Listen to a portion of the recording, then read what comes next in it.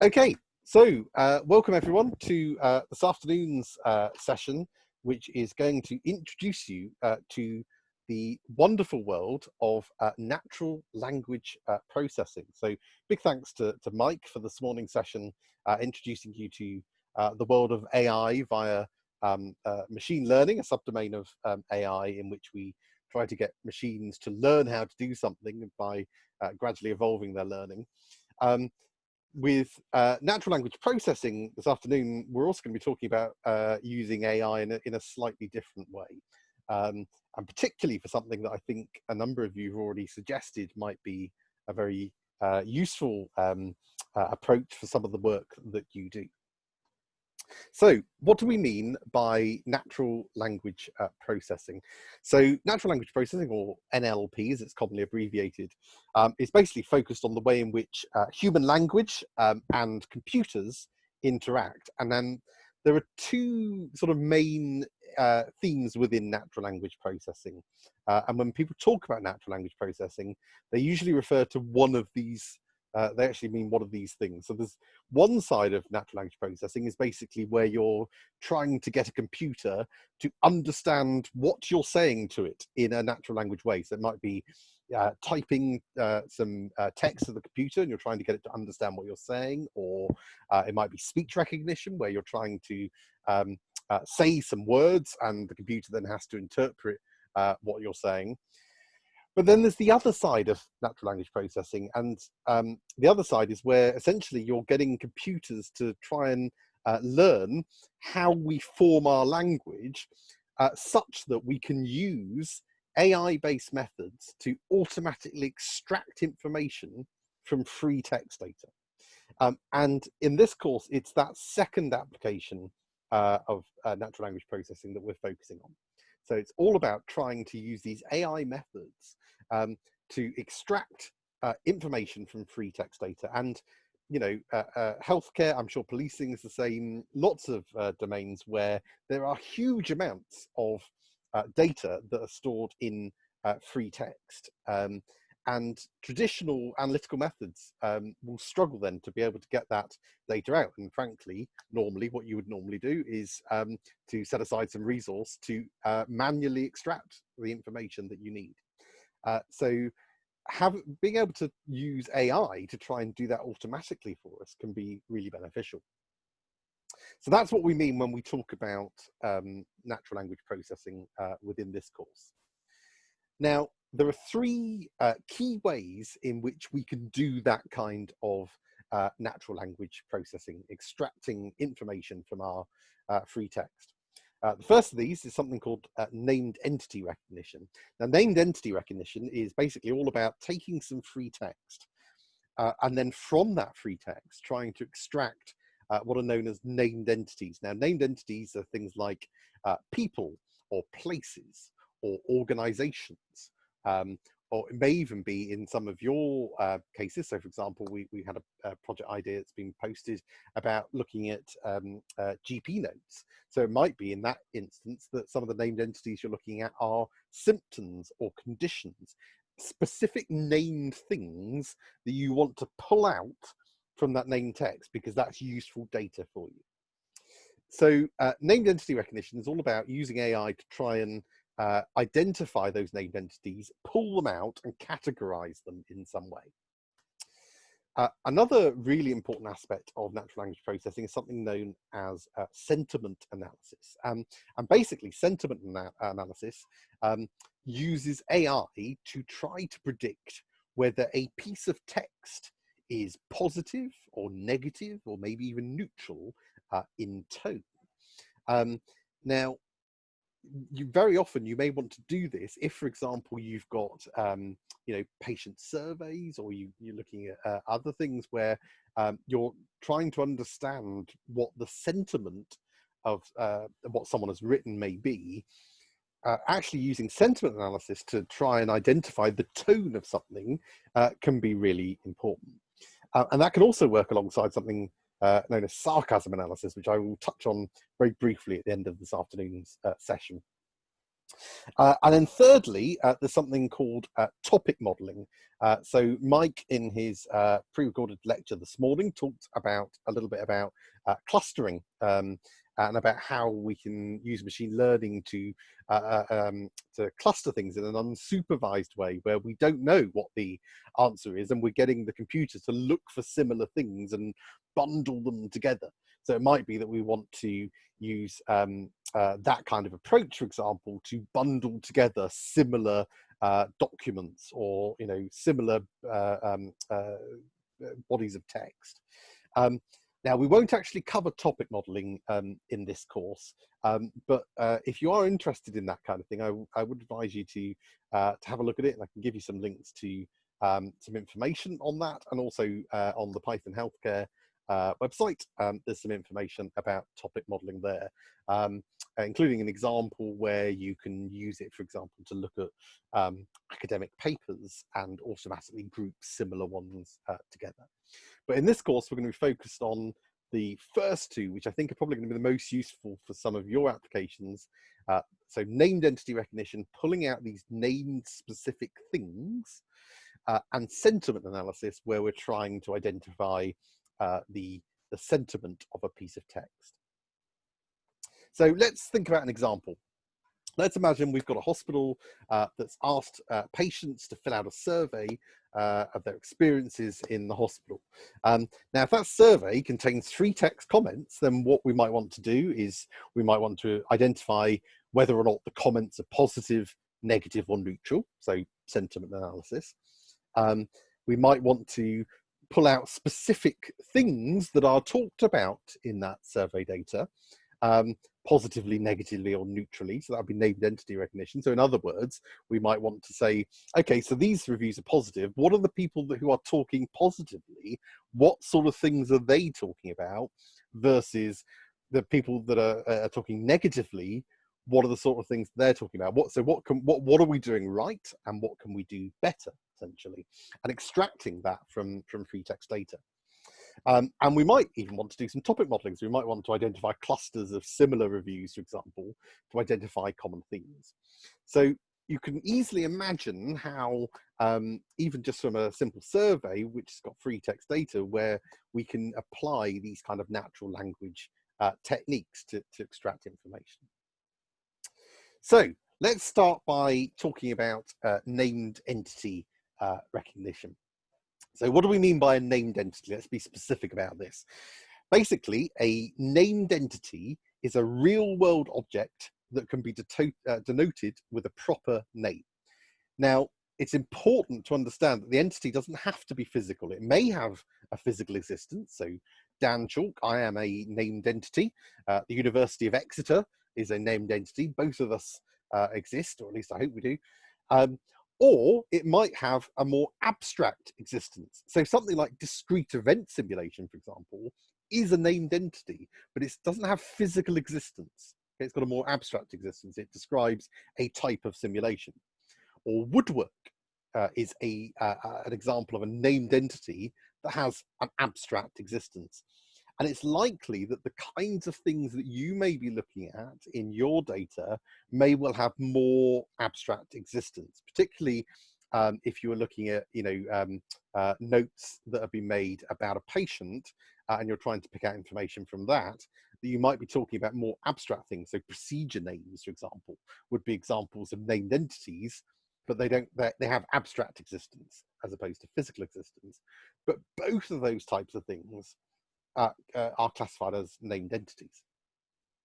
Now, there are lots of potential categories for named entities, and Spacey is a Python package that we're going to be using in this course, and in the first advanced session on the 15th of December, where we talk more about named entity recognition. I show you how to do it. I'll be showing you how to do it via Spacey. Now, Spacey is a wonderful package that makes this stuff really, really easy. And I do mean really easy, a few lines of code to get some really good, powerful initial stuff out of it. So it's really easy to use. And really what we're focusing on today is talking you through what's happening underneath, what the principles of this, so that you can understand what it's doing, because the real power from Spacey is then adding to that training and using your own examples to get it even more accurate and even better. So to do that, you need to understand a little bit about how it works. But Spacey has lots of features in it that basically allow it to what we call parse the text. I'll come on to that later. And when it does named entity recognition, it has its own set of categories. And there are different packages out there that use their own sets of categories.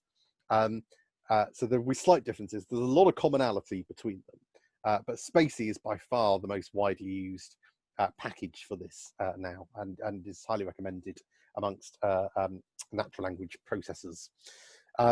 So here are some of the categories in Spacey. So we've got a person, which is basically any person, including fictional people. We've got NORP, which stands for nationalities or religious or political groups. So they are named entities too. We've got FAC, which stands for facilities. So things like buildings, airports, bridges, that kind of thing. We've got org, which you may imagine stands for organizations. So things like companies, institutions, they're all named entities too. GPE, which is geopolitical entities. So then you're talking about things like countries or cities or counties. So various geographic named entities. And then we've also got, related to that, LOC, which are basically locations. So these are other geographic entities that aren't geopolitical entities themselves. So things like mountain ranges or lakes, things like that, which are named but aren't themselves a geopolitical entity. We've got products, so things like objects and vehicles, foods, but not services. They would come separately. Things like events, so storms or battles or wars, that sort of thing. Works of art, which are titles of books, songs, films, and I'll come back to work of art in a bit. Laws, languages, dates. Now, when you get down to dates, this is where it starts to get a bit weird. So I suspect up until languages, you're on board with this. Now you're going to see some examples of some named entities that you may not immediately think of as named entities. So dates are indeed named entities, and they can be absolute dates or relative dates. So last Tuesday is a named entity as much as the 1st of September is a named entity, or period. So the first 2 weeks of July is a named entity as well. Times are also named entities, and time in this category is anything that's smaller than a day.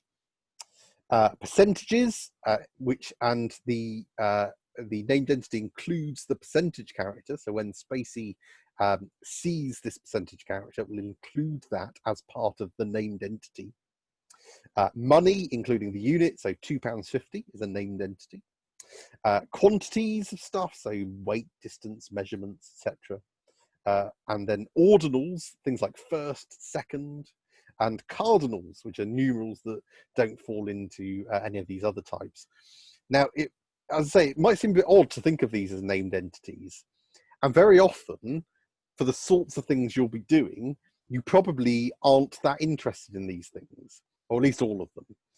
But sometimes they can be really important.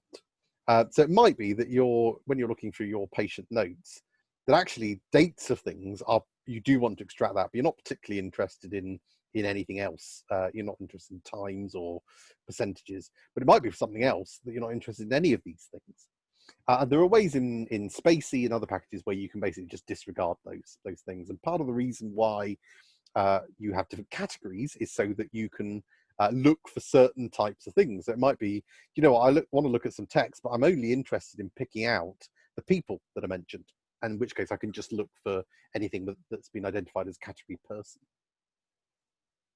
So let's kick off with an exercise. I'm going to separate you out into small little breakout rooms. So stay on the call. You're going to stay on the call for the entire duration of the session. And I want to practice your understanding of named entities with an example. So you're going to study the following text, and I want you to identify all of the named entities in the text and categorize them according to the Spacey categories listed on this slide here. So use your PDF notes that you've downloaded. If you feel that none of those categories adequately categorizes a named entity, so you think you found a named entity in text, but you don't think it fits into any of those things, then you can create your own new category and name it yourself. And I'm allowing you to do that because Spacey allows you to do exactly that, and sometimes that's important. So have a think about that. I'm going to get you to work in small groups. I'm only going to give you 10 minutes, so just after 2, I'll pull you back. It's not an extensive exercise, but here's the text that I want you to categorize. I want you to pick out all of the named entities and say what types they are. So yesterday, Derek went to Waitrose and purchased a loaf of bread and a pint of milk. It cost him a total of £1.30, which he thought was quite reasonable. When he was in France a few weeks ago, he felt that bread was priced a little too high. He's often wondered if he should learn a bit about bread making, but he'd have to learn the basics of cookery first. There we go. This is a bit of a difference from Mike's exercises this morning, but hopefully this will be fun, and especially if you keep telling yourself that. So I'm going to separate you out into small little breakout rooms now, and I will pull you back. I'll give you a sort of a 2-minute warning when we're about to come back. So have a go at that in your groups. Any questions before I separate you off? No? Okay, let me just pause the share. Ooh, stop the share.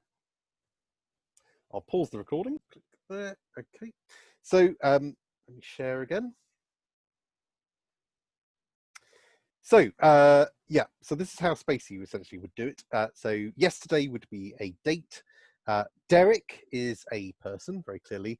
Waitrose is an organization. Now, I heard a lot of debate about whether loaf of bread was one named entity or was that 2 named entities in terms of a quantity of something and a product. So typically we would parse that as 2 separate named entities, but I certainly would accept that loaf of bread is something that we would talk about as being a product itself. So that again, it just demonstrates that language is full of this stuff that's really ambiguous. But strictly speaking, that should be loaf being a quantity and bread being a product, and the same with pint of milk. Pint would be a quantity and milk would be a product. I also heard a number of people mentioning about he or him or she or that sort of thing. They would not be named entities, and it's specifically because they're not named. They could refer to anyone there. So it cost him a total of £1.30. So £1.30 would be a named entity. That would be money. France would be a geopolitical entity. A few weeks ago is a relative date. That's a date category. Bread would be a product. And now we get into the interesting ones, which I deliberately put here, which is about bread making and cookery.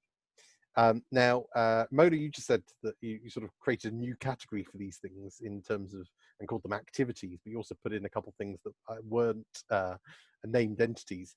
And it's interesting, I've put these in deliberately because these sorts of things could be categorized as works of art.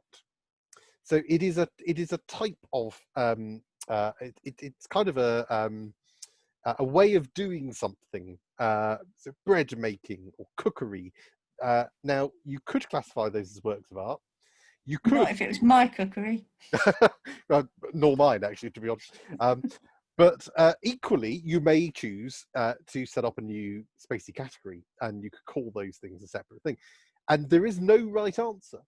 And so these are important decisions that you'll need to make when you're doing natural language processing about, and the way in which you decide to do this should come down to what you're trying to do. So, for example, if you were looking through some patient notes and you were trying to pick out certain symptoms, you may want to create a category called symptoms and train Spacey to pick up symptoms separately to other things. because you want to pick up on symptoms. So even if it does fit into an existing category, sometimes you want to create its own category because you specifically want to look at these kinds of things. And it's an important, really powerful thing that you can do in Spacey, that you can train it to be able to do exactly that kind of stuff. Okay, so that was just a sort of a general kickoff exercise, mainly to get you to see how blooming awkward it is to do this manually, and why there's such value in having software that allows us to do this automatically. So we now have a pretty good understanding of what named entities are. So we need to think about how we're going to get a computer to find them. So essentially what we need, when we've had the very first session, very first trading day in HSMA, we said that essentially what we're doing with computers, when we're programming computers, we're just giving them instructions about how to do things. So that's what we need to do here. We need to give the computer some rules to explain how to find named entities. So because named entities are all things, that is, they're the nouns, to find named entities, we need to look for things called noun phrases. So what are noun phrases? Well, noun phrases are phrases that are either headed by a noun or an indefinite pronoun, which I'll talk a bit more about that at the moment. I suspect Mike is currently plucking his eyes out. He doesn't really like this sort of thing.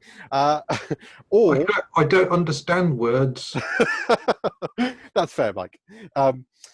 Or which perform the same grammatical function as a noun. So let's put that a slightly simpler way. So basically a noun phrase includes a noun, for example, cat, and the modifiers which identify it. So my cat would be a noun phrase. John's cat would be a noun phrase because it identifies is a noun, the cat, and the fact that it's John's cat. The cat with white stripes is a noun phrase because it's a cat. Which cat is it? It's the cat with white stripes. The cat who ate all the tuna, which coincidentally is also my cat.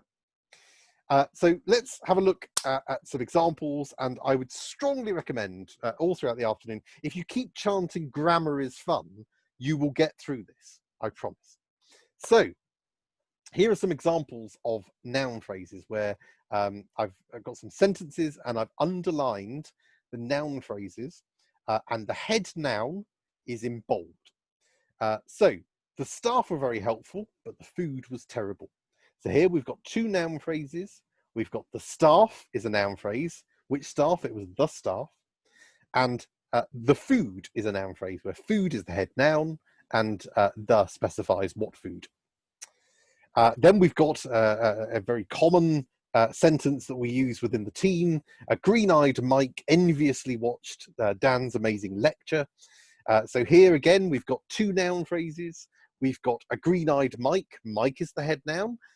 And here, what kind of Mike? Well, it's a green-eyed one.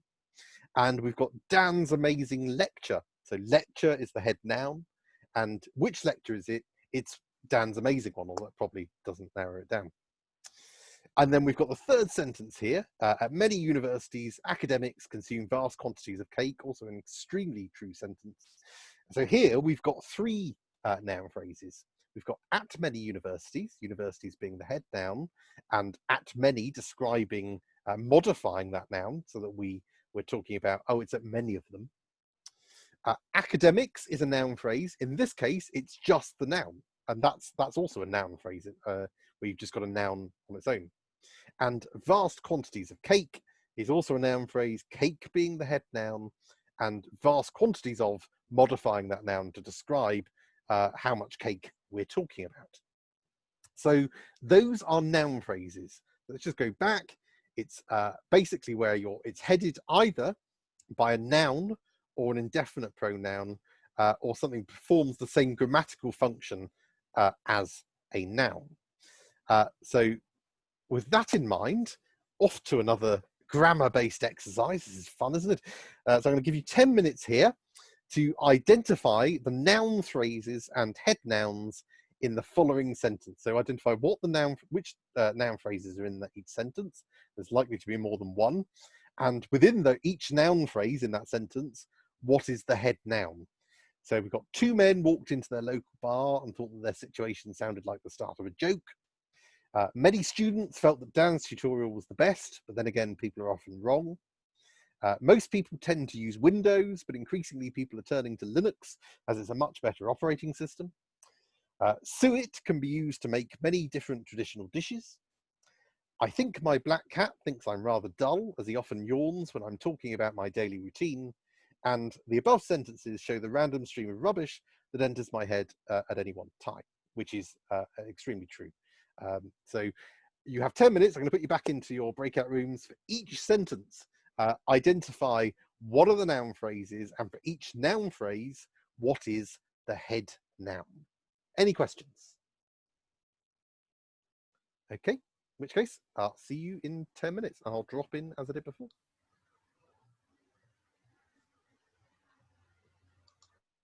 This one, start recording, and I will share.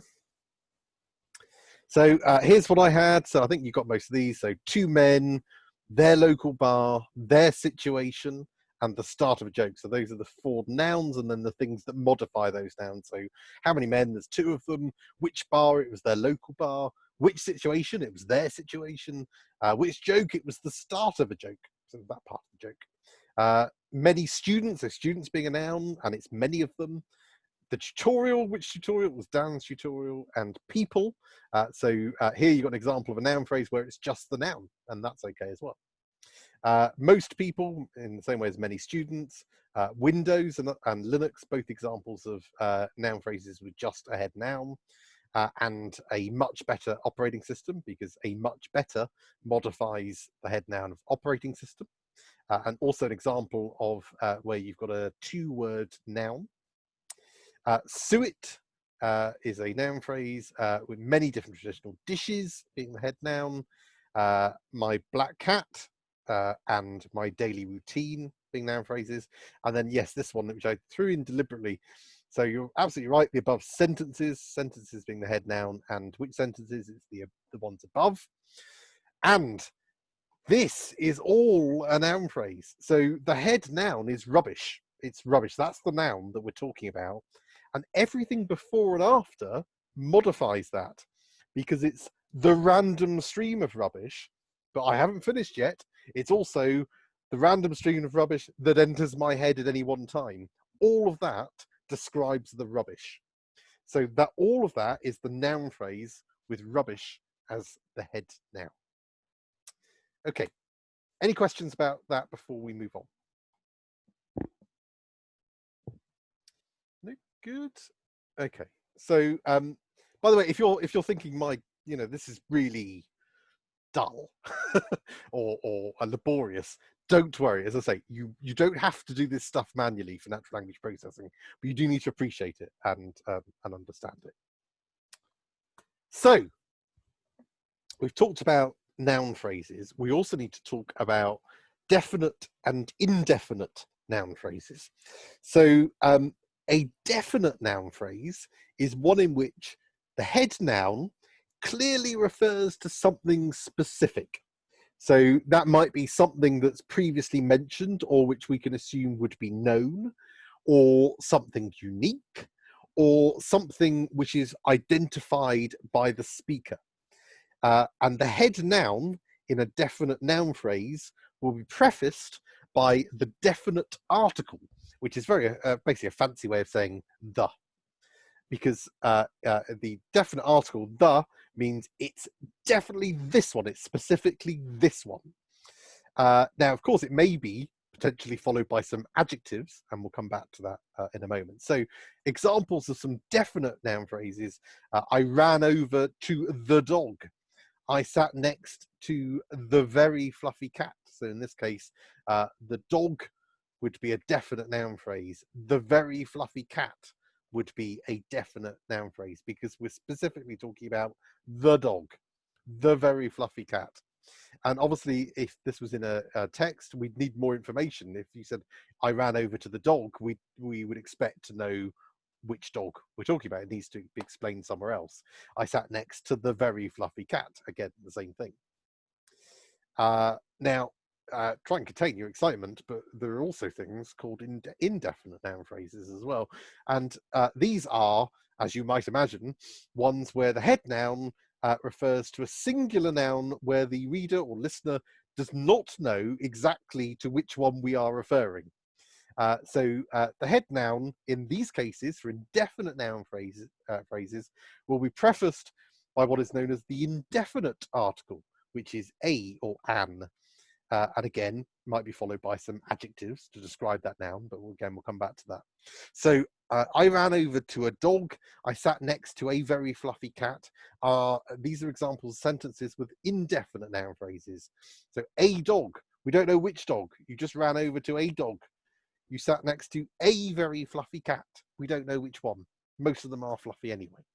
So these are examples of definite noun phrases where we're talking about something very specific and the reader should know what dog we're referring to, which cat we're referring to, versus indefinite noun phrases where we don't know which one we're referring to. Just an example of that kind of thing. So you're probably thinking to yourself, why should I care about any of this other than the fact it's hugely fun, of course. And it's because named entities can be found in, can anyone guess?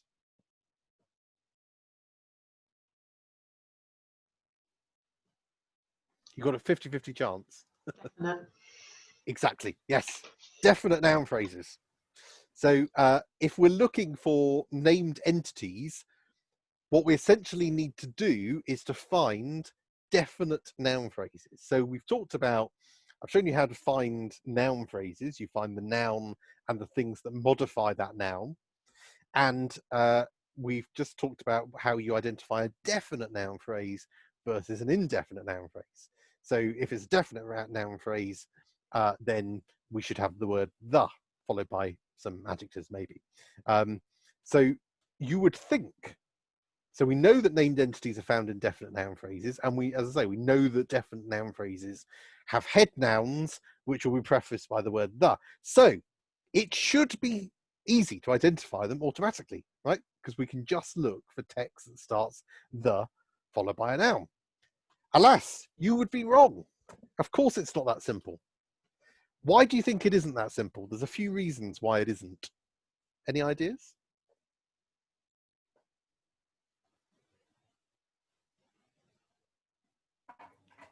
In one of those last examples that you did, one of the sentences had the best. Mm-hmm. And so that's prefaced with a the, and best can be a noun, but in that situation it wasn't. Absolutely, yes. So we can have the same words that are at times are nouns and at times are not nouns. Any other ideas? You had a green-eyed Mike earlier on as well, but if you had the green-eyed, not the green-eyed Mike, but you could have the and then some adjective or Yep. in there. Absolutely, yeah. So it's not just going to be a case of I'm talking about Mike. I may be describing Mike in some way. The very helpful staff. That was the one I was thinking of. Yes. Any other thoughts? Okay. So there are two core problems here, which you've broadly identified. First of all, exactly what Bev just said. So we don't just refer to nouns by themselves. We often use adjectives. So we might say the cat, but we might also say the fluffy cat or the very fluffy cat. And we'd need to be able to pick up both. Both of those would be examples of named entities. And if we're going to find named entities, we're going to need to have rules that will pick up both the cat and the fluffy cat. Similarly, we've also got the problem that we need to identify what the head noun is in a noun phrase, and there might be more than one contender. So I put it to you, the sentence, the vicar Brian, is a tricky one because we have to work out what is the head noun. It could be vicar is the head noun. It's the vicar who's called Brian, or it might be Brian is the head noun and he's a vicar. My cat, Bob, is another example. Cat, is it cat that's the head noun and it's the cat that's called Bob? Or is Bob the head noun and Bob is a cat? And both are right. So there's no easy way, and thanks to the joys of the English language, we often encounter problems like this. But let's think about the first problem initially. So we've got the issue that we can't just look for the word the and then a noun, because we might have adjectives, and we might have more than one adjective, and we might have multiple words that modify those adjectives as well. So to do this, we're going to need to think a little bit about grammar and about parsing and about something called regular expressions. Now, a key part in a key aspect of natural language processing is the concept of POS tagging. POS stands for parts of speech. Now, parts of speech essentially refer to the categories that we assign to words that describe their syntactic functions. And there are 9 parts of speech in the English language. And as well as being fun, they are the things that we were all taught at school and then immediately forgot. And apart from maybe some nouns and adjectives. And I can guarantee you that most of you will thought, oh yeah, I haven't heard the word conjunction in a while. We're all taught it, but it's not the kind of thing that we are generally very good at using and talking about. So there are 9 parts of speech in the English language. Here they are. We've got nouns. So nouns are names of person, name of a place, an idea, or a thing. We've got pronouns. These are things that we use in place of a noun. So me, he, she, that we're using as shorthand to refer to the noun without having to repeat that noun. We've got verbs. So verbs are actions, or they may express a state of being. We've got adjectives. So adjectives are describing words for things. They essentially modify nouns or pronouns. So the fluffy cat, or he was fluffy. We've got adverbs, which are the same as adjectives, but for modifying verbs. So I ran quickly. I probably didn't, but let's say I did, is an example of using quickly, the adverb, to modify the verb ran. We've got determiners. So determiners limit or determine a noun. So they determine how many of something or limit it in some way. So 2 dogs. So 2 is there a determiner. It's playing the role of a determiner syntactically there, because it's saying there are 2 of this noun. Or the rabbit, it says this is the determiner limiting the semantics of that of those words by saying it's the rabbit. That's the rabbit I'm talking about, the rabbit. We've also got prepositions. So prepositions govern a noun or pronoun to express a relation with another word or element in the clause, which is a very fancy way of saying, you know, all those words like by and to and at. So I walked along the path by the river.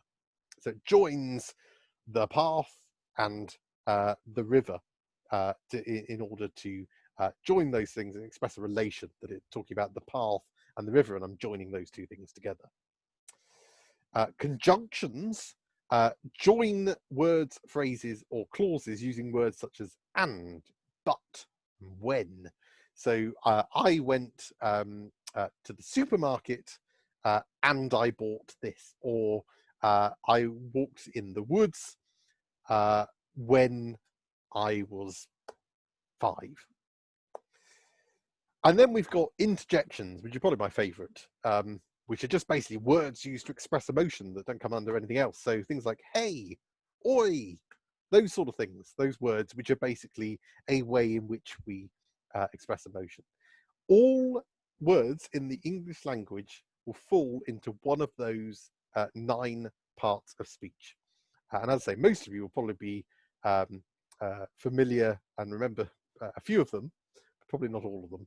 but they are essentially how our language is made up. And the labeling of words according to their parts of speech, POS category, is known as POS tagging in natural language processing. And it's incredibly important in natural language processing to identify which parts of speech each word belongs to, because that's going to allow us to extract information and to parse our text. So, time for another exercise. We'll take a short break alongside this exercise as well, because, you know, too much grammar and you'll be fainting from the excitement. So I'm going to, I want you to pulse tag the following paragraph. So I'm going to give you a 5-minute break. So take 5 minutes to stretch your legs, and then I'll give you 20 minutes to pulse tag this following paragraph. So every single word in here, you will need to say which of the 9 parts of speech from the English language it belongs to. Yes, it really is that fun. So here we go. It's the grey horse in the field was slowly eating some grass when she looked up and saw a bird fly onto the fence. The bird was then joined by 400 more birds. Wow! Clearly the author had been watching too much Alfred Hitchcock. So stretch your legs for 5 minutes, stay on the call. I will put you into your breakout rooms, and after you had a 5-minute break, I'll give you 20 minutes to work in your groups and to pulse tag this paragraph. So every single word you're going to need to assign to one of those 9 categories. There is a correct answer, and yes, I did have to look up some of these, so don't be afraid to do that. I'm not expecting you to be grammar experts. But have a go at this, and I would recommend one of you in the team writes it down in case I do pick on you, because this isn't going to be quite so easy to remember. So any questions before we have a 5-minute break? Great. Okay, stretch your legs 5 minutes. I'll put you into the breakout rooms now so you're ready for them when we come back. Cool, have fun. And I'll share my screen. So, okay, so a lot of these you've picked up very well. So I'll fly through the obvious ones. So the obviously is determiner, grey, adjective that describes the horse, which is a noun, in, which is a preposition, the, again, a determiner, field being a noun, was being a verb, slowly being an adverb because it modifies eating, which is a verb, some, the determiner determines how much grass, which is a noun, when, conjunction, it's joining the bits of the sentence together. She, pronoun, replacing the horse. Looked, verb. Now this is one a few people tripped up on, which is understandable. So in this case, op is an adverb because it modifies looked. And is a conjunction because it's joining the bits together. Saw being a verb, a determiner, bird being a noun, fly verb, onto being an adverb because it's modifying fly. The determiner, fence is noun, obviously. The determiner, bird, noun, was being a verb. Then is an adverb because it modifies joined, which is the verb. By, which is a preposition. 400 determiner, more determiner. They're both determiners because they determine the birds, which are a noun. Wow, interjection. I put that one in because I think that was probably the easiest word in there to get. Now, this is where we start to get a bit weird. And I had to look this up, and this is correct. And it may not seem very intuitive. Clearly is an adverb in this sentence. Now, you may be thinking, where's the verb, Dan? What verb are you modifying? Well, this is an example of the joys of the English language, where sometimes you can have an adverb without the verb because the verb is implied. It's not actually there. But really what we're saying when we say clearly is we clearly see, or it is, something that is clearly observed. And so the verb is implied, but that still doesn't change the fact that clearly is acting in the role of an adverb here. It's modifying an unseen verb. So that tripped a few people up, which is understandable. The determiner, author, noun, had, verb, been, verb, that's all straightforward, watching, verb. Now we start getting on to the really tricky one. So I think we can all agree Alfred Hitchcock being the noun. I think technically they're supposed to be two nouns, even though it's one for all the, there seems to be some debate amongst people who care about that. But let's not care about that. The thing that I want to draw your attention to though, is this bit here. Now, strictly, this should be parsed as to being an adverb and much being an adjective. And the reason for this is that here, much is modifying Alfred Hitchcock, which is a noun. And so therefore, much acts in the role of an adjective because it modifies Alfred Hitchcock. It's a very odd sentence to say. The word to is in this instance modifying the adjective, which makes it an adverb because much then plays the role of a verb, which in turn is describing modifying Alfred Hitchcock. Now that is, I don't think, very intuitive, but that is correct. So in this case, to would be an adverb because it modifies much, which is acting as a verb in order to play the role of an adjective to modify Alfred Hitchcock. Now that's the kind of sentence I never want to repeat. And hopefully, if nothing else, this exercise has put you off doing manual pos tagging because it's an absolute pain.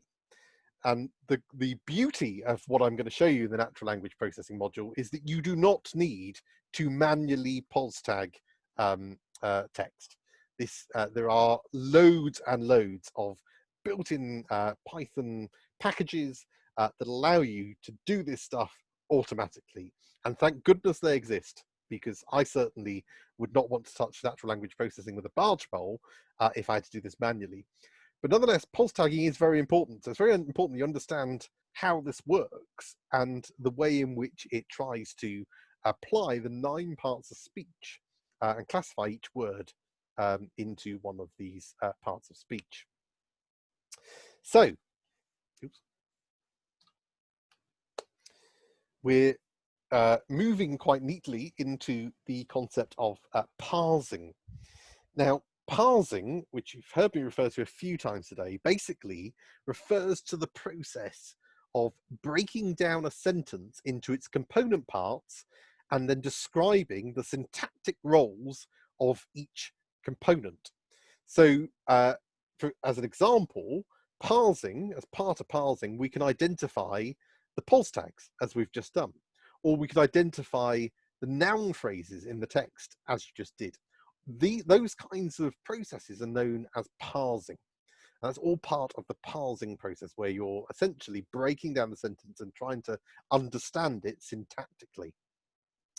And we commonly use regular expressions to help us in that parsing process. So what is a regular expression? Well, a regular expression, or regex as it's commonly abbreviated, is basically just a sequence of characters that define a search pattern.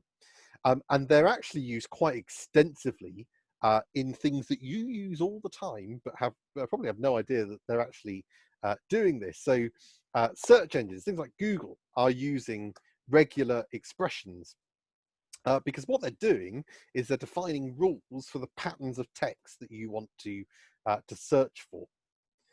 And when we're parsing, we can use regular expressions to specify rules that allow us to identify certain syntactic structures within our sentences. And when you're writing regular expressions, we use a certain kind of syntax. And here are some examples, some of the common syntax we use. So we might use some curly braces to say this denotes the start and end of a regular expression. We might use the sort of less than, greater than symbols there with an acronym in the middle, which in this case VBD basically says match a word that has a pulse tag of VBD, which is a verb in the past tense. So not just a verb, but also the tense of that verb. So you can say look for a verb that is in the past tense. We might have a question mark after X, which basically says match whatever X is optionally. So you can, we can accept X, but also if X isn't there, that's fine. We can also have the plus symbol that says match a sequence of one or more X's. So I need at least one, and there may be more than one. Or you can use the wildcard, the asterisk, to say there may be none, but I'm willing to accept some X's. We can use the vertical line here to denote match X or Y. We can use a full stop to say match any character. We can use brackets to say treat as a group. So for example, we could use these kinds of rules to find definite noun phrases. Remember, that's the whole reason we're doing this. We're trying to find definite noun phrases because that's where our named entities live. So we could use this regular expression, which basically says match a noun on its own. Cat is a noun phrase. But also match this, which is basically saying this weird thing here. It says JJ question mark NN. Basically says match an optional adjective followed by a noun, because we could have fluffy cat, and that would also be a noun phrase. Can anyone see any problems with this approach? There are a few. It's a nightmare to try and remember the syntax. Yes, well, that is a major problem. I hate regular expressions. Yes, so do I. So do I. They're horrible. Nobody should like a regular expression. Any other thoughts on why this is not great? Hyphenated words? That could be potentially an issue. Yeah, absolutely. You might have a hyphenated word, and then you need to have separate rules to make sure you capture those. Any other thoughts? There's a really big problem in terms of what you might actually want to be doing, and the whole reason you're doing this. Well, it doesn't associate meaning about those combination of words, because it looks at the combination of words, but doesn't mean it kind of differentiate when they are different. No, that's true. Although hopefully if we're just objectively identifying noun phrases, that should be okay for what we need in terms of identifying named entities. So the good news with this is that I've just talked about regular expressions. Now, this is how natural language processing used to be done, and is still done by some people. I think we should ignore those people because there are much, much better ways of doing natural language processing now than using regular expressions. And I'll explain why this isn't great, other than the fact it's horrible. And Richard's quite right. Regular expressions are an absolute nightmare. I can see why some people might enjoy it. You have to be a certain kind of person, I think, to like this. So here's a potential problem. It is a pain in the bottom, not just because regular expressions are horrible, but it turns out there are huge numbers of potential combinations of pos tags that could form a definite noun phrase. So you could have, okay, so I need to specify a noun on its own. That could be a noun phrase. Also, an adjective followed by a noun. That could be a noun phrase. I might also have a determiner followed by an adjective followed by a noun. That would be a noun phrase. So I could have the fluffy cat. But then again, I could have just the determiner with a noun. That could be a noun phrase. It turns out, you might think, oh, probably, it's a bit of work to get those things. It is huge, the number of combinations of these things. And you'll also find, so there's a great little Python thing which I'll share, built in Python. It's I was going to get you to do it, but it's so horrible. I couldn't bring myself. It's too torturous. But it basically gives you 100 sentences or 100 pieces of text, and it asks you to write a series of regular expressions to find noun phrases. And then it will judge that. It will pick up the number of noun phrases that you pick up that are noun phrases. But also it will tell you how many things you picked up that weren't a noun phrase. And you spend hours writing these rules, improving your accuracy, saying, oh, great, I've picked that up. Oh, but now in doing that, I've picked up these things over here, and they're not noun phrases at all. So it's an absolute nightmare trying to write all of the irregular expressions that could form noun phrases. But there's an even bigger problem, an even more fundamental issue with this approach. Let's imagine that we're looking for named entities in some notes made by paramedics at the scene of an incident, for example. Might be something you might want to do. So let's think about which of these we think is a more realistic reflection of the kind of notes we might expect to see in our data. First of all, it was morning and a slight chill was in the air. I arrived to find that Mrs. Smith had clearly taken an unpleasant fall and was in need of help. Quickly and without a moment's thought, I rushed to her and asked if she was in any pain. Now, is that a realistic representation of some paramedic crew notes? Or maybe is B a bit nearer to the mark? Arrived AM, Mrs. Smith had fallen, rapid assistance given, asked if she was in pain. Now, clearly, that second example is more representative because it's rare in these kinds of situations, or frankly, even in situations where we're filling out surveys, that many of us would write in perfect grammar. But unfortunately, the regular expression approach necessarily assumes that you are, because we have to define our rules for picking things up based on grammatical rules. Now, that's obviously a massive problem unless you're extracting named entities from something written by Jane Eyre. So in a real world scenario like this, that's going to be a massive problem. And you could, so you can have regular expressions that deal with poor grammar, but you also need to be ensuring that people are consistent in the way they're using grammar badly. Then you can write a regular expression because it's a rule that you can specify. But of course, that's not the case. People will be using all sorts of grammatical quality in their writing. So this, as well as being horrible, is not going to cut the mustard when it comes to the kind of data that we're going to want to look at. So we need a better solution. And fortunately, in the modern day, modern natural language processing has a much better solution. So rather than relying on our text following certain sets of rules and us having to specify all of those rules, we can use an AI-based method instead. So Spacey is an example, one such example of a library in Python for natural language processing that includes, amongst lots of other things, some AI-based methods for named entity recognition. And in the next natural language processing session we do in December, I'm going to show you how to use Spacey for named entity recognition, and you will see how incredibly easy it is to use. But it's really important, as I say, that you understand what's going on under the bonnet, because one of the great advantages of Spacey is that you can improve it with your own examples to make it more specific to what you're trying to look at. And so to do that, you need to understand what it's basically doing behind the scenes. So it's worth flagging out, Spacey is incredibly well regarded in the natural language processing community. It is now the go-to tool for doing parsing based tasks in particular. And hopefully you've all installed it already. If not, you won't need it today, but do make sure you do install Spacey ahead of the next session. And you just do that using a pip install Spacey.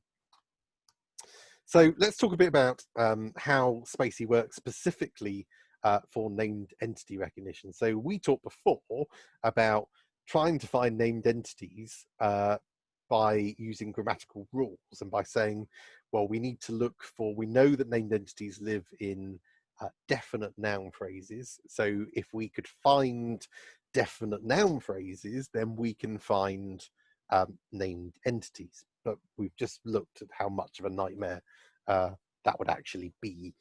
So what Spacey does instead, and this is how it all links back into what Mike was talking about this morning, is it uses AI, chucks out all the rules. There are no predefined rules.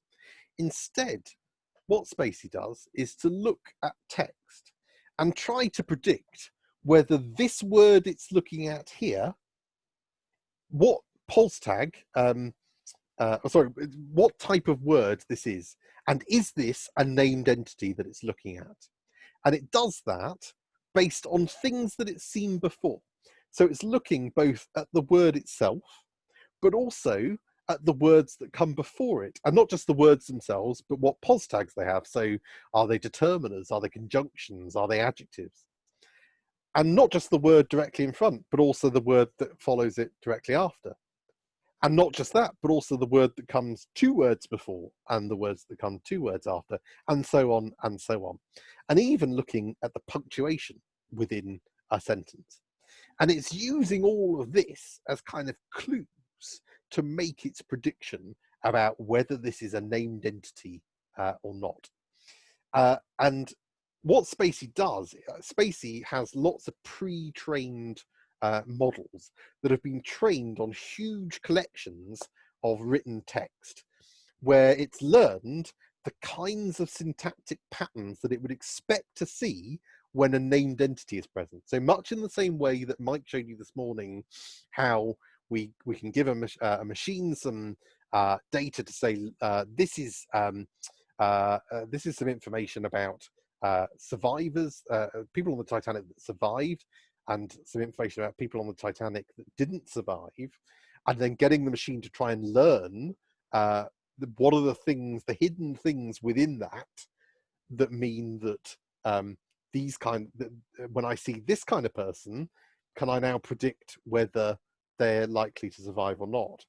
This does the same thing, but for text. It's basically saying, okay, well, given this word and the words that come before it, and here we've got an adverb, and here we've got a determiner, and the words that come after it, and its position in the sentence, I think this is a named entity.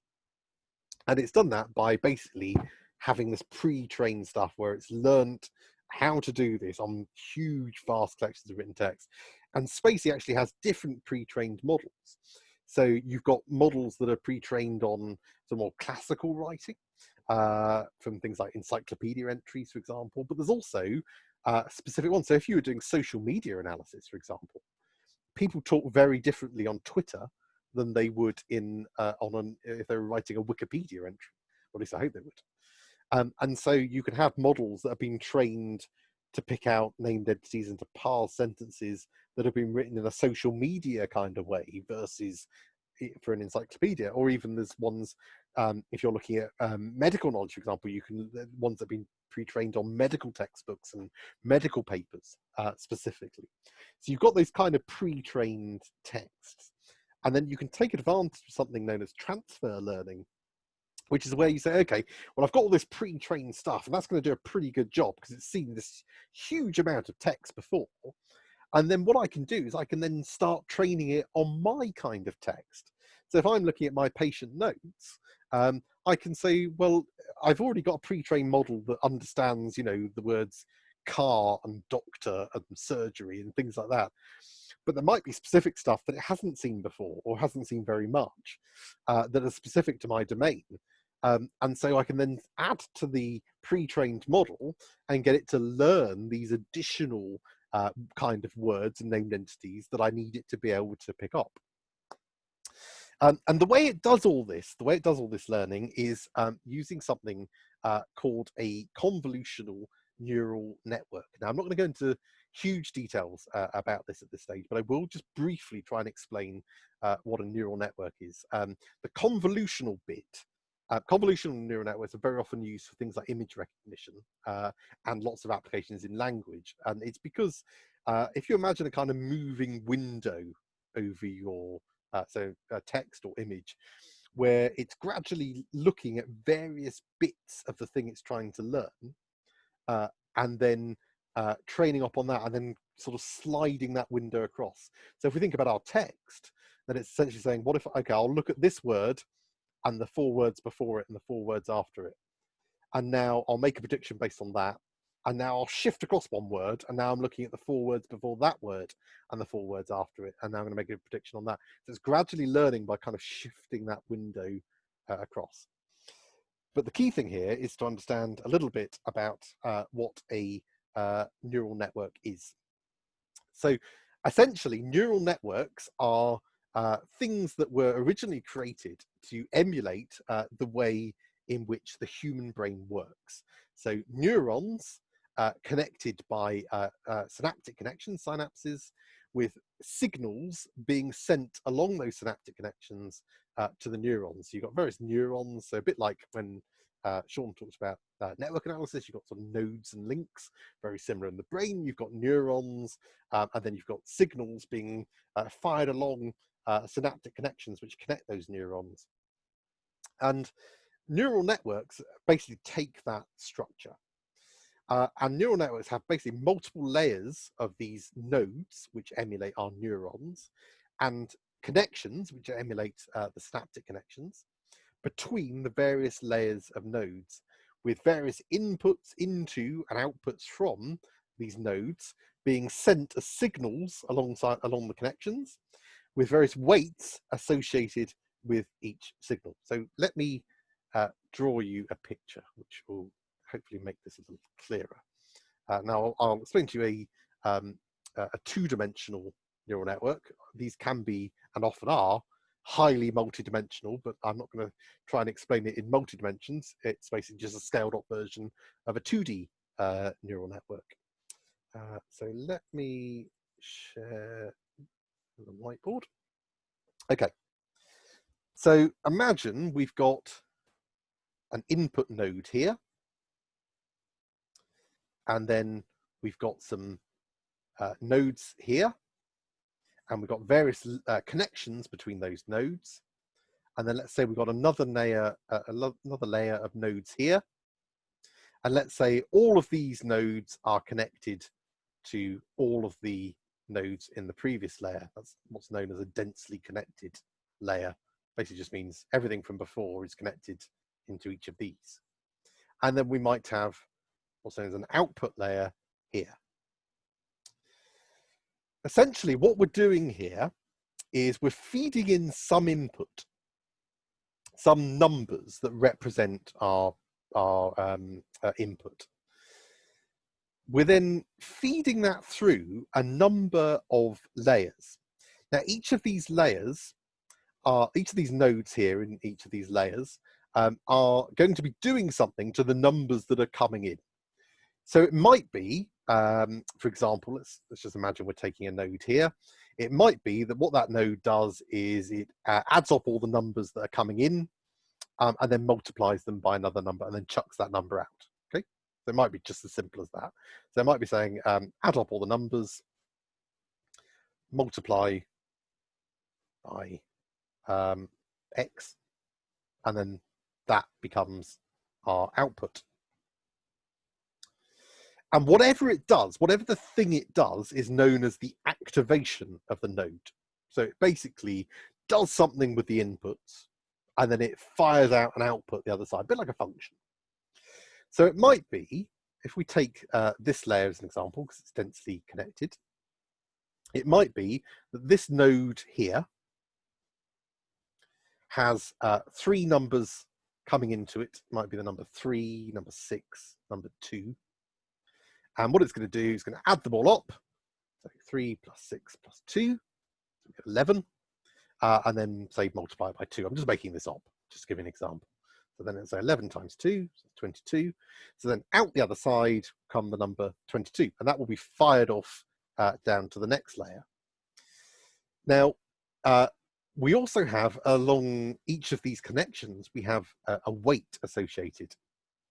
And these weights are one of the key aspects of neural networks, because they essentially allow us, or they allow the neural network to try and reconfigure itself to get a better result. So it might be that the neural network gradually adjusts itself so that this has a weight of 1, but this has a weight of 0.1. So it thinks that this is, it needs to focus less on this and much more on this. So then as the numbers coming through, it says, well, 1 times 3 plus 0.1 times 6. So rather than the full value coming through, it's weighting each of these incoming values. What it's ultimately trying to do is, given an input over here, it's trying to reach an output over here. So it might be that it's trying to say, given this set of features, so the sort of thing you saw this morning with Mike's lecture, given that pattern of features of them being male, them being under 40, etc., then because this is supervised learning, as it's training, it says, okay, well, given that combination, I need you to get to the number 1 to indicate they survived. So the neural network is then trying to get from this combination of numbers here to rejig itself in the middle with these hidden layers, so that out the other side gets fired the number 1, or in reality, a probability that causes it to be classified as the number 1. So gradually we'll try and learn how to get from this input to that output by configuring the weights in here so that it jumbles around, plays around with these numbers until it gets that number coming out the other side. Now you may be thinking, but what does that mean? If suddenly it decides, okay, I've got the neural network, seems to be predicting really well, and it's set this weight to 1, it's set this weight to 0.2, etc. What does that mean? Well, the answer is, ironically enough, we don't know. Because one of the great ironies of neural networks is that they were first designed to try and understand a bit more about how the brain is actually working. And the irony is, they turn out to be fantastic for AI. They turn out to be really powerful predictors and can learn really well and predict really excellently for a huge number of problems. But the irony is, we still don't understand how they work. We don't know what it means if it's set its weights to a certain way in this particular configuration. We don't know what that fundamentally means. And as an example, if you remember back to the first session, we talked about black box models. This is an example of that. We don't really understand how it's working. We just know it does. Something is going on. We don't understand why, if the network configures itself in this way with this combination of weights, that it can manage to, and remember, it's not trying to do this just for one input and predicting correctly one output. It's being shown tens of thousands, maybe even hundreds of thousands of inputs, that it needs to get all of those things such that it configures the weights such that any time that input comes in, it gets to the correct output. That's what it's trying to do. So I need to configure the weights not just so that it works for this particular input, but for the next input and the next input and the next input. And then for the test set, for the stuff that I haven't seen before, the neural network hasn't seen before, where it doesn't, hasn't been shown this data. So then we then test it on the testing set, say, okay, you haven't seen this data before. Do your weights work the way you've set yourself up? Does that now work if we give you these inputs? Are you correctly coming to the right number this side? And it turns out they're brilliant for this. They're really, really good in a lot of settings. They're very, very powerful learners. But you do not expect to understand what is going on in the middle, other than how a neural network works and is structured. But we can't say, for example, it works because this weight is this and that means that, and this weight is this. We just don't know. So it is a bit of a double-edged sword with neural networks. They're incredibly powerful, but you need to be very aware when you're talking about neural networks that you will not be able to explain why that particular neural network has set itself up in that way, and that therefore it generates the results. The proof is in the pudding. That's the reason why we show the effectiveness of a neural network by training it on a training set and then applying it to data that it hasn't seen and saying, but okay, we don't understand what's going on in the middle, but we do know that when we test it with this data, 85% of the time, 90% of the time, it's correctly predicting that output from that unseen input. So it's something that you need to be aware of when you're working with neural networks, but it doesn't mean that they shouldn't be used. Indeed, they're very, very powerful and are a crucial part of any artificial intelligence application. So when it comes to natural language processing, you might be thinking, okay, well, how's that going to work for my my black cat thinks I talk a lot of rubbish and yawns a lot? How am I going to feed that through a neural network? And the answer is, you turn it into numbers. So essentially what you do, you turn every word into a number, and you have that numerical representation. So essentially say you're looking at patient survey data, a particular patient survey, what somebody's written in their free text box, will be turned into a series of numbers, which would then be fed through the network. And remember, this would be a multi-dimensional network. We fed through, and then essentially the hidden layers will be reconfiguring themselves such that out the other end, it comes out with a number that represents either, so if you're doing sentiment analysis, it would be looking at, is it positive or negative? If you're looking at named entity recognition, which we're talking about here, it's basically saying, given that configuration of words, I think that word or that set of words is a named entity. That's basically what Spacey is doing. And you'll get lots more practice with neural networks in both my module and also in Tom and Mike's modules, looking at machine learning and deep reinforcement learning as well. So you'll get lots of time to actually see how these are built and how they work and building them yourselves. But just to give you a bit of a broad intro into what these things are and how they work. They're kind of black box magic that is doing something weird, changing around some numbers, fiddling with some weights, such as you give it this thing, and then out the other side, magically comes the right answer. But don't expect to know what that particular configuration of your neural network means. Any questions about that bit? Because I realise that's quite a big thing to talk about. No? Okay. So for now, that's kind of all you need to know about neural networks and how that sort of aspect of it works. So let's just go on a little bit.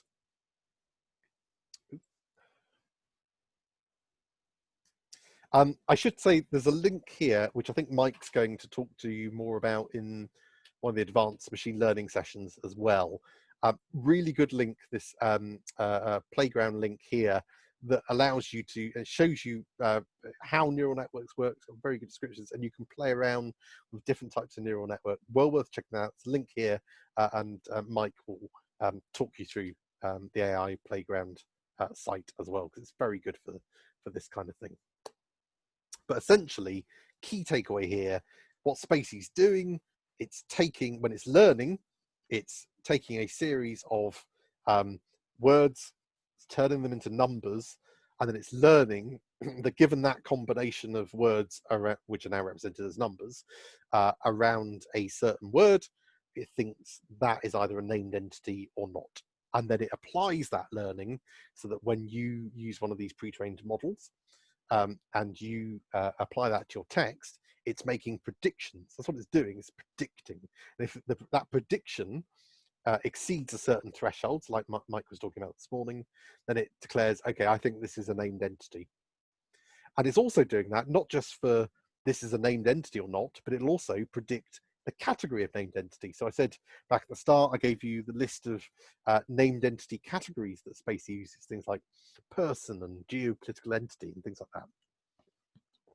So it will also try and predict the category for all of the named entities that it thinks it's picked up. So that's named entity recognition, and I'll, in the next natural language processing session, I will show you how to do that using Spacey. And as I say, it's really easy to do. There's, if you then want to add on to your learning, there's a little bit more to it, but it's still fundamentally a pretty easy thing to be able to do. You'd be surprised how little code it actually takes to be able to do this kind of stuff. The other thing I just want to more briefly talk about is sentiment analysis.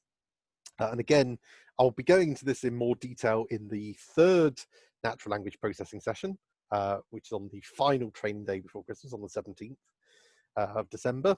And I'll show you how to do sentiment analysis in reality. But again, I'm just going to talk you through a little bit about the principles behind it. So again, sentiment analysis is using these AI-based methods to, in the same way as Spacey's doing it for trying to identify whether something is a named entity or not, and what type. Essentially, it's trying to identify whether it's positive, negative, or neutral in a particular piece of text. So we might classify that as +1 for being positive, -1 negative, and 0 neutral. Or it might be, in reality, what you tend to do more often is determine whether something's positive or negative, in which case we just use 1 for positive and 0 for negative. And the basic process that you would follow will look familiar if you were following along with Mike's session this morning, because a lot of the principles are very similar. So the first thing essentially you do is you load in the raw text data. We then need to clean up that data in some way. And the way we do that for natural language processing is a little bit different. And it also differs between what we do for named entity recognition, where we usually have to leave stuff much more raw because we're trying to give Spacey the more clues about whether something's a named entity or not, and some of the ways in which there's messiness can actually indicate that, versus what we do for sentiment analysis, where we're actually not so interested in the syntactic structure, but much more interested in some of the semantics in the sentence. So we clean it up in some way. And then we convert those cleaned words into numbers, and again I'll explain how that happens.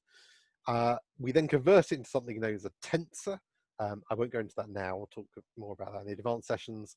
But it's basically the kind of shape it needs to be in order to be fed through a neural network. We then build the neural network, and then we train the neural network on our testing set, and then we test it on our testing set. And we also carve out something called a validation set, which again I won't go into now, but that's part of the training set that's used during training, that it checks itself on and uses itself to gradually improve. And then it's let's say we test it on a testing set, and then we can use, once we're happy with the model and we're happy that it's sufficiently accurate, we can then use it to predict brand new data that it's never seen before. So what I want you to do, we're running a little bit over time, so I'm just going to give you about 10 minutes.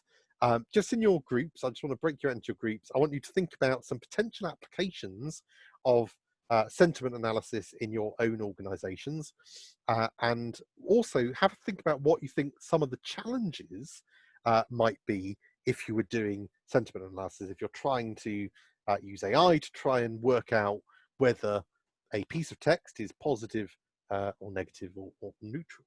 So I'll break you into your breakout rooms now.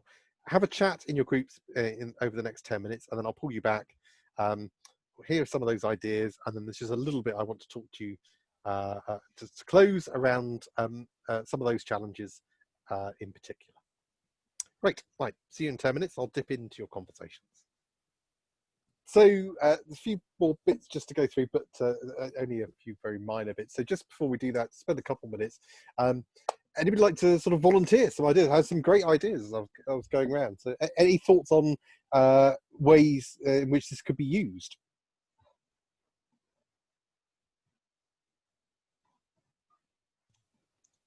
I had a thought, and it's a possible project idea. Okay.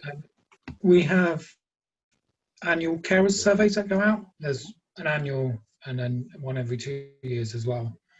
And I thought we could link the carers' perception, as it were, to the outcomes of the cared for person. So look at the sentiment of the survey, and then also use machine learning, I guess, to look at the outcomes for the person and link those two together and see if there's a correlation. Oh, that could be really interesting. Yeah. So you're sort of combining both the NLP and traditional machine learning there.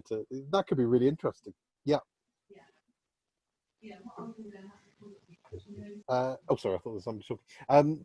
Yeah, no, absolutely. That could be a really interesting use. I heard a few thoughts around that. Does anybody else have any sort of ideas around that sort of area?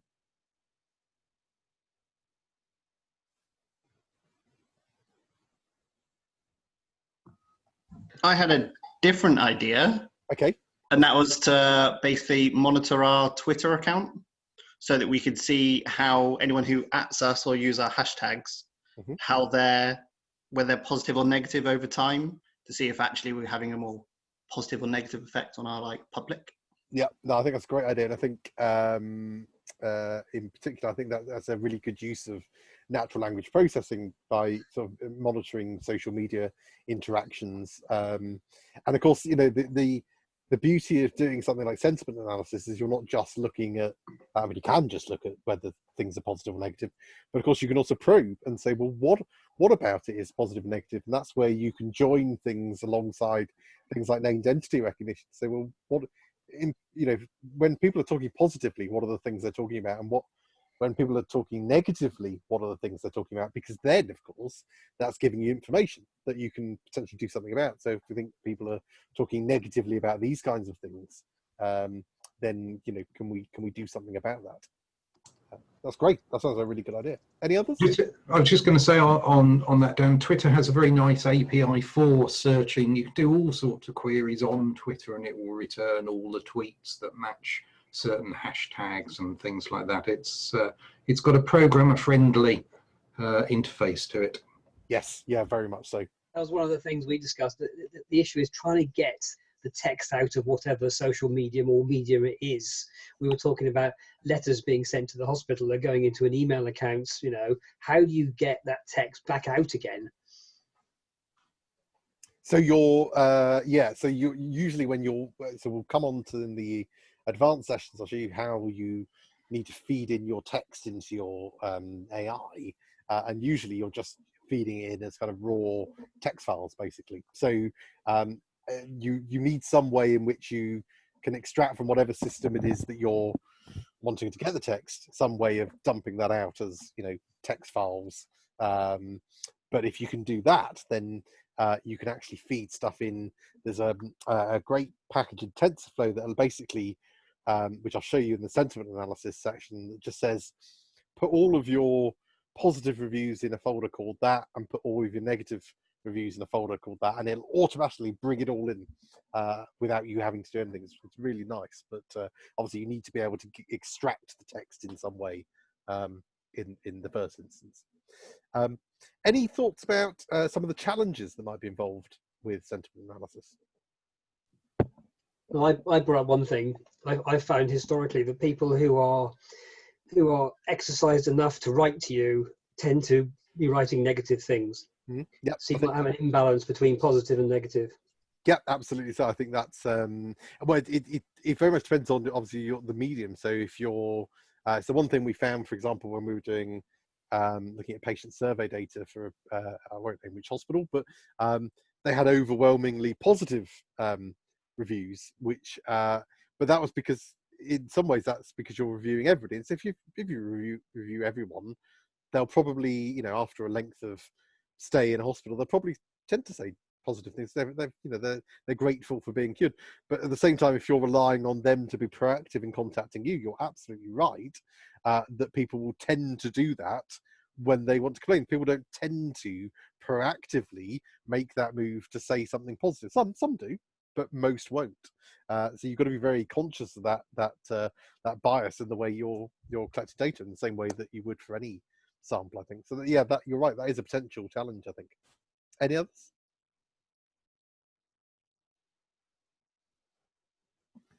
Well, in the interest of time, because we're running short, let me go through some of the things that I think could be potentially a challenge and some of the potential applications too. So here are some potential applications. We could use it to automatically classify service user survey data, analyze various reviews, analyzing social media posts, flagging up negative comments that might be addressed, looking for positive or negative reference to your organization on websites. I did also hear, as I was dipping in and out of the sessions, somebody mentioned about mental health and looking at the sentiment of what people are writing after various mental health interventions. I think that could be incredibly fascinating to use sentiment analysis that way to try and judge the tone of how people are talking and the things they're talking about as well after particular interventions. That could be really interesting. I think Heather, you shared recently that news story on the BBC about the lady who's going off sailing, and they've got a sentiment analysis algorithm sort of technology built in so that they can monitor how she's feeling to stave off feelings of isolation and things like that. So there's huge things that you can do, particularly around sort of mental health and assessing people's mental health. It's a very fascinating area. Potential challenge, I heard somebody mention as we're going through the groups, big problem, sarcasm. Here are some examples. I loved having to wait for 5 hours to see a doctor. Your sentiment analysis AI algorithm will probably review that positively. They loved it. They loved having to wait 5 hours to see a doctor. I was extremely impressed. I'd never seen a restaurant with more dirt per square inch. That's fantastic. Thank you for that positive review. Well done. You managed to ignore every request for help. Quite an achievement. Well, thank you very much. That will put you on our positive review pile. It's a real issue. It is a real issue. Now, it's clear that most of us would consider those sentences to be sarcastic. But because there is positive language that's used, a machine may well find it difficult to assess that. And I strongly suspect they would be classified as positive sentiment sentences. Because let's face it, even we as human beings sometimes struggle to tell when people are being sarcastic, particularly when it's in written form. It's very difficult to judge sarcasm. That's why they always advise you not to be sarcastic when you're emailing people, for example, because it may just be completely misconstrued. So if we struggle to do it, then of course a machine is going to struggle to do it. Now, think about those sentences. Why do you think they are sarcastic? What about them makes them sarcastic? They've all got words in them that are normally construed as being negative as well. So like wait or dirt and Yes. ignore, for example. Absolutely so. So you've kind of got that contradiction in there. There is something known as sarcasm detection, and it is a branch of natural language processing that tries to use AI-based methods to learn when text is sarcastic. So in the same way we've been talking about name density recognition and sentiment analysis, this does the same thing, but for sarcasm. Now, it turns out the most effective way to detect if a statement is sarcastic is to compare it with known truths. So if we know that people don't like to wait for services, then the statement, I loved having to wait for 5 hours to see a doctor, is probably unlikely to be true, and therefore may well be sarcasm. Because as you say, there's a contradiction there. That we know that people don't tend to like to wait, yet this person is saying they loved having to wait. But of course, that also means that sarcasm detection is not easy. It's a very, very difficult task. There have been papers written, there are whole research areas, and frankly, most of them get nowhere near being able to detect sarcasm. And so realistically, the better solution to deal with sarcasm for any natural language projects you may be doing is to take samples of your data and manually assess whether there is sarcasm within your text. And actually, you'll probably find in the majority of cases, it's likely to be trivial. But it will depend on the type of domain you're looking at. So, if you were looking at patient reviews after a mental health intervention, they're probably unlikely to be sarcastic compared to somebody tweeting something on Twitter about the service they received.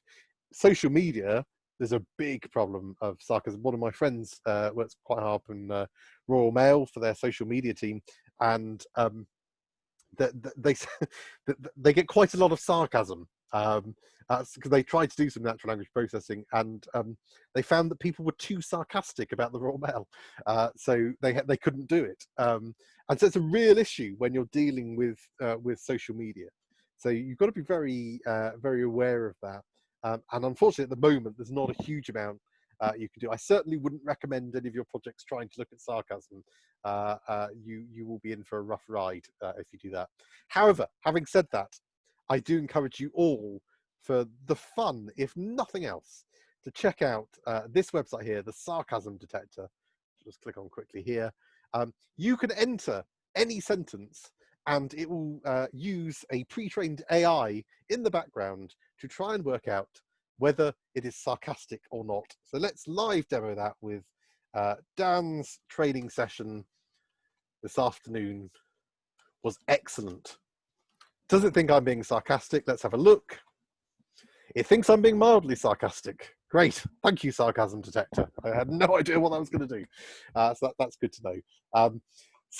Yeah, it's well worth having a play. It can be quite fun to...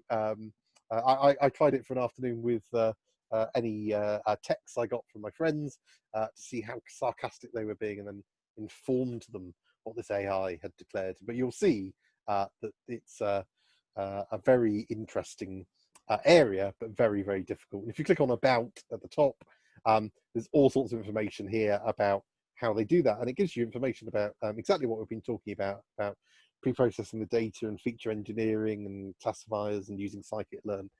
So all the stuff that you've been starting to look at today.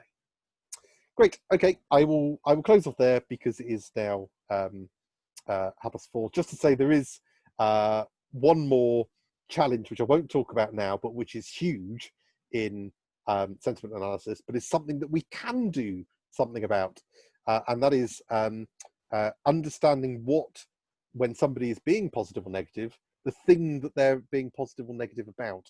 And I'll talk more about that in session 11C, so in the third natural language processing session, and I'll show you a really exciting area where you can do this actually really easily and combine all of these methods to get a real sense about what people are talking positively and negatively about. Okay, any questions before we close off?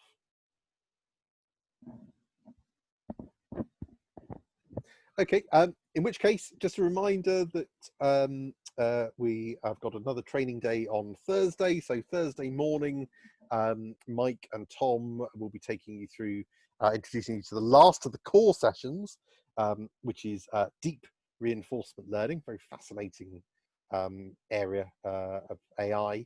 And then in the afternoon, we begin the first of the option sessions.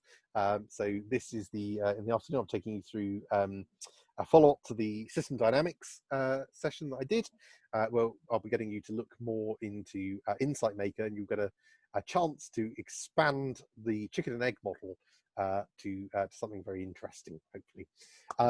A reminder, if you haven't already, I did post a sign-up sheet for the option session, so please put your names down. It helps us to plan who's going to be attending what. As I say, if you can attend all the sessions, fantastic. That's the recommendation. I appreciate some of you won't be able to do that. So if you can't, do make sure you attend at least 7 of the half-day sessions and focus in on the areas that are of interest to you and of relevance to your project.